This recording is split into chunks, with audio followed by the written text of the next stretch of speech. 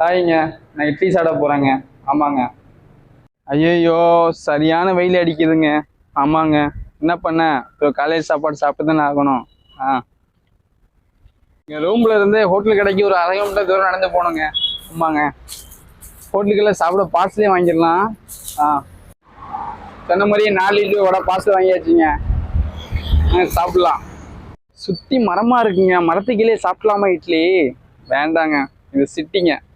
கிராமமாக இருந்தால் நம்ம மரத்துங்களே சாப்பிடலாம். இது சிட்டி, அதனால மரத்துக்கு கீழே நம்ம சாப்பிட முடியலாம், வருவாங்கல்ல. அதனால நம்ம ரூமுக்கே போயிடுவோம்.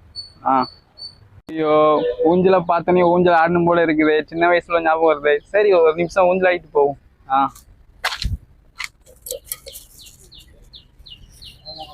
ஆஹா, என்ன சூப்பராக இருக்குது.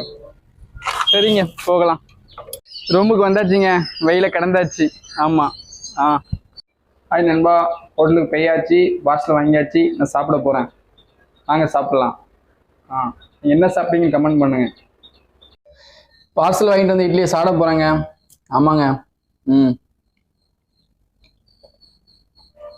ஐயோ, வேற லெவலுங்க. சூப்பராக இருக்குது. ஆ